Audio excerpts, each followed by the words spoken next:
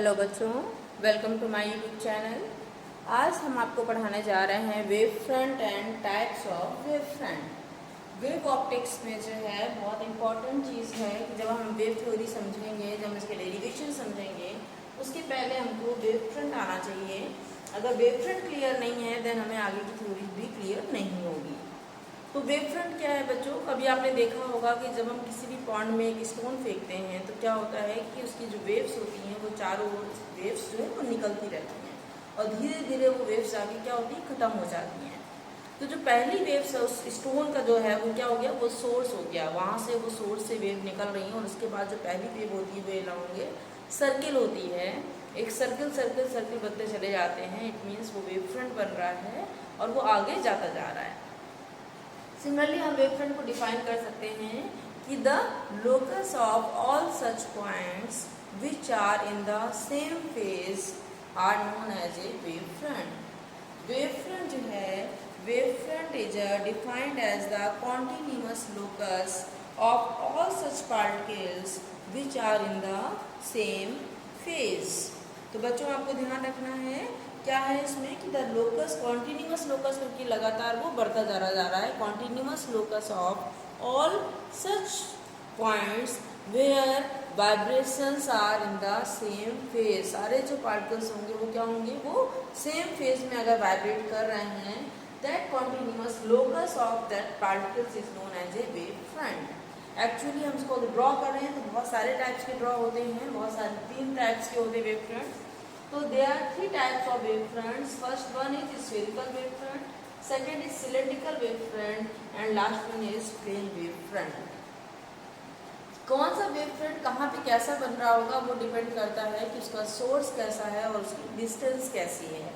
Mean जहाँ पे waves produce हो रही है, जिस रीजन से वेव्स प्रोड्यूस हो रही है वो सोर्स कैसा था, प्लस हम जो ऑब्जर्वेशन कर रहे हैं वो किस डिस्टेंस पे कर रहे हैं। तो स्फेरिकल वेव फ्रंट में क्या होता है कि when the waves are traveling in all directions, when the waves are traveling in all directions, then this type of wave front is known as spherical wave front।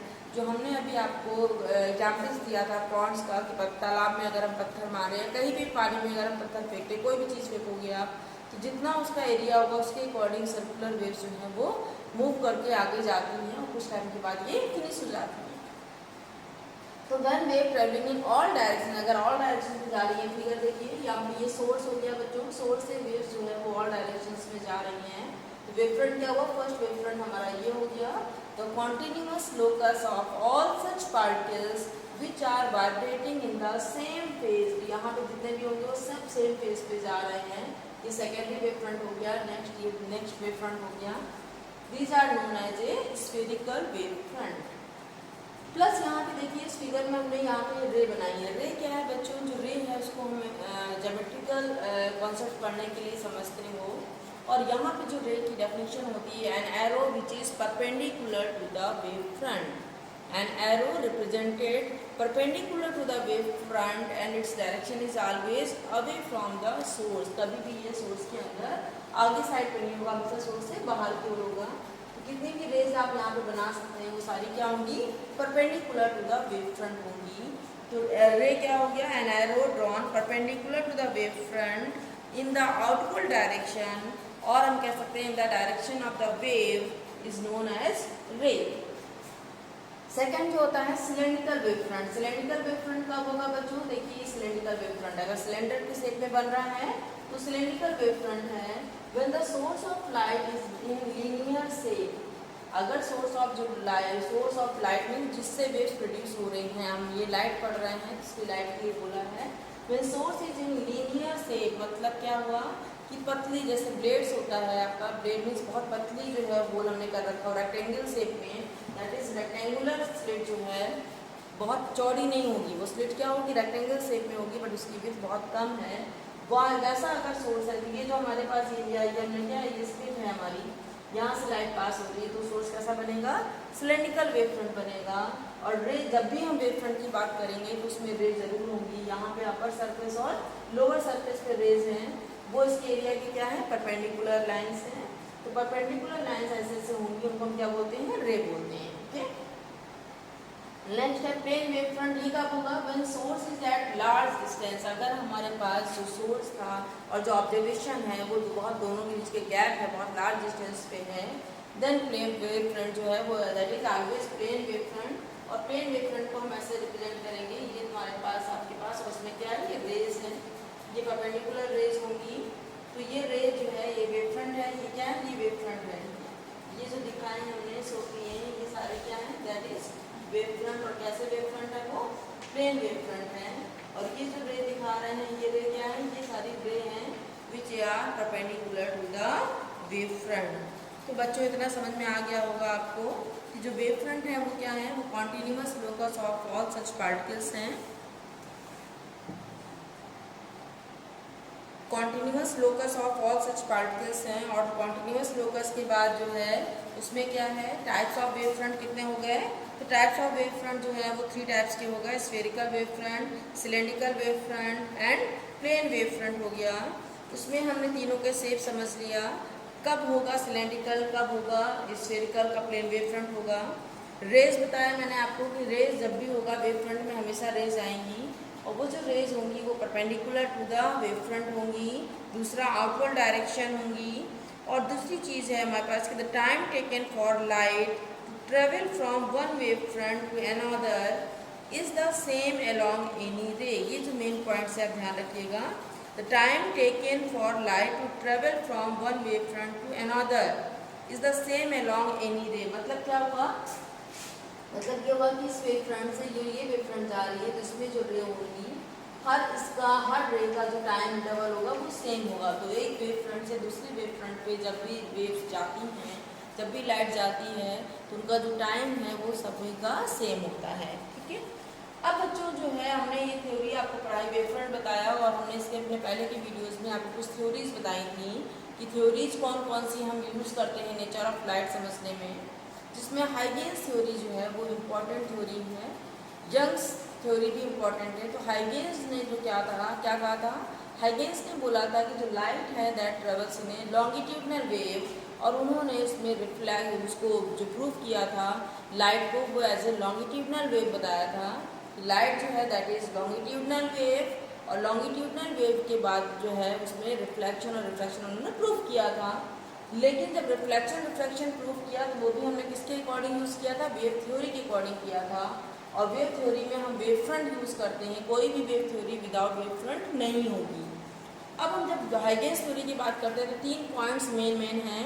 Huygens theory क्या क्या थी हमारे पास, Huygens theory, तो what is Huygens theory, Huygens जो है that propose 3 main points. First क्या था, first उनका पॉइंट था each point on a wave front. बच्चों वेव फ्रंट बच्चा है बना हुआ है, कहीं कोई भी वेव फ्रंट आप ले लीजिए, each point on a wave front behave as a new source of light. First जो हाइगेंस थ्योरी है उन्होंने क्या कहा, हाइगेंस थ्योरी जो है वो उसका फर्स्ट पॉइंट है each and every point on every wave front, चाहे हम ये वाला वेव फ्रंट ले या सेकंड ले, कोई भी ले लें, each and every point on the wave front behave as a new source of light, new source of disturbance, and new source of disturbance हो जाएगा। और क्या हो जाएगा, जब हमारे पास इससे वेव्स निकलेंगी and the waves which produce on these points. अब हमारे पास क्या हुआ, फर्स्ट हो गया each and every point on the wave front behave as a new source of light and the waves produce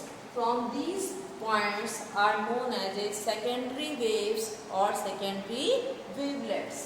जो हमारे पास पॉइंट्स आएंगे, जो वेव्स निकलेंगी, तो एक इनिशियली हो गई और एक हो जाएगी सेकेंडरी वेव्स और wavelets.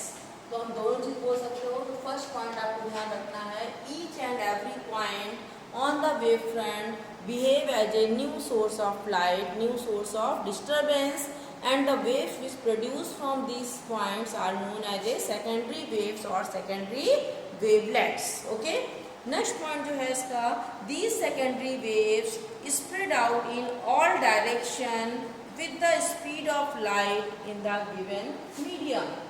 These secondary waves spreads out in all directions with the speed of light. ठीक है, क्लियर हो गया। नेक्स्ट जो है, नेक्स्ट पॉइंट कहता है the new wave front at any later time. अब जो सेकेंडरी वेव्स आ रही है इससे हम न्यू वेव फ्रंट बना सकते हैं। तो new wave front at any later time is given by the forward envelope, मतलब आगे का इन्वेलप। जहाँ पे कोई भी देख, ये अगर सोर्स था, हमने हमेशा क्या किए हैं, आगे की वेव्स लिए हैं, ना कि बैकवर्ड लिए हैं। तो ये हाइगेंस का जो था वो ड्रॉबैक था कि इन्होंने बैकवर्ड इन्वेलप की बात नहीं करी थी, हमेशा फॉरवर्ड इन्वेलप की बात करी है। तो जो थर्ड पॉइंट था वो है the new wave front at any later time is given by the forward envelope of the secondary waves at that time. तो फिर से रिपीट कर रही हूँ, हाइगेंस थ्योरी समझ लीजिए आप, Huygens principle of secondary waves. और हाइगेंस थ्योरी क्या है, फर्स्ट पॉइंट है जो हमारे पास, each and every point on the wave front behave as a new source of light और new source of disturbance and the waves produced from these points are known as secondary waves or secondary wavelets. Second point है, the secondary wavelets spreads in all directions with the speed of light in that given direction in the given medium। जिस medium की बात कर रहे होंगे उसी medium में secondary waves होंगी, वो सारी की सारी विद सेम स्पीड से मूव करेंगी आगे की ओर। नेक्स्ट पॉइंट आ गया, the new wave front at any later time. अब जो हमारे पास और आगे की बात हम करें तो new wave front is at any later time is given by the forward envelope of the secondary waves. तो अभी हमने कहा हाइगेंस का जो ड्रॉबैक था वो क्या था, ड्रॉबैक कि उन्होंने बोला कि there is no backward wave front is possible in wave fronts in secondary theory, secondary waves of the Huygens theory. तो according to Huygens there is no backward wave front is possible. क्यों wave front possible नहीं है, तो उन्होंने एक point बोला कि wave front possible इसलिए नहीं है कि बिकॉज जो एम्पलीट्यूड होता है, एम्पलीट्यूड ऑफ सेकेंडरी वेव जो है that is directly proportional to 1 plus cos theta. भाई the backward envelope is not possible because amplitude of secondary waves is directly proportional to 1 plus cos theta. और theta जो है that is angle between किसके बीच में है, angle between the रे and the direction of secondary waves, the ray and direction of secondary waves।